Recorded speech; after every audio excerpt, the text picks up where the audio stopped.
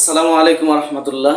আলহামদুলিল্লাহ। সুপ্রিয় শিক্ষার্থী বন্ধুরা, কাওয়াইদ যাচাই শিক্ষা কোর্সের আজকের ক্লাসে স্বাগতম। গত ক্লাসে আমরা আলোচনা করেছিলাম ইখতিবারুল কাওয়াইদ তথা কাওয়াইদ যাচাইয়ের গুরুত্বপূর্ণ একটি টপিক তাহকিক।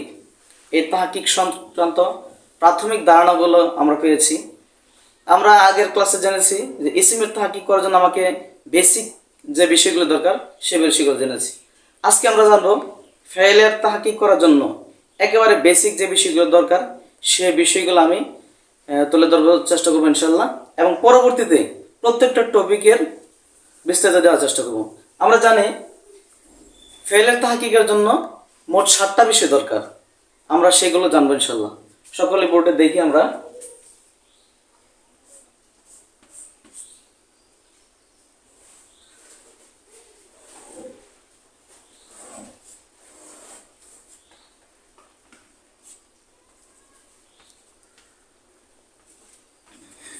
এক নম্বর হচ্ছে সিগা।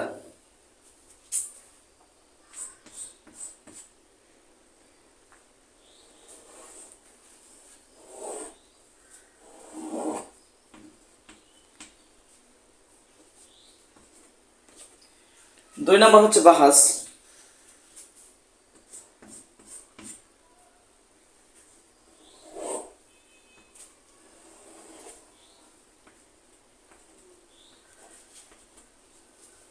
তিন নম্বর বাপ।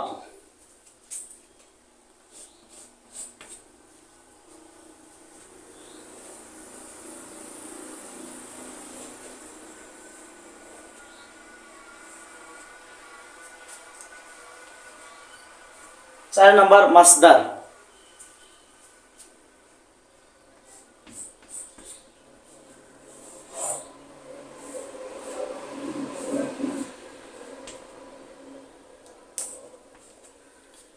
পাঁচ নম্বর মাদ্দা।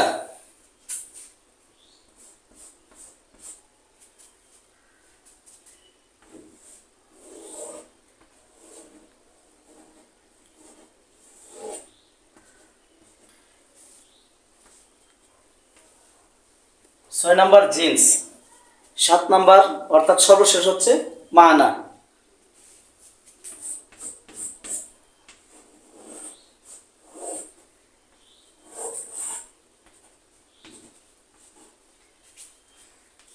ফেলের তাহকিক করার জন্য মোটামুটি এই 7টা বিষয় জানা খুব দরকার। অনেক সময় একটা কম হলে সমস্যা নাই, কিন্তু এই 7টা বিষয় মূলত এই 7টা বিষয়ের মাধ্যমে ফেলের তাহকিক সম্পন্ন হয়।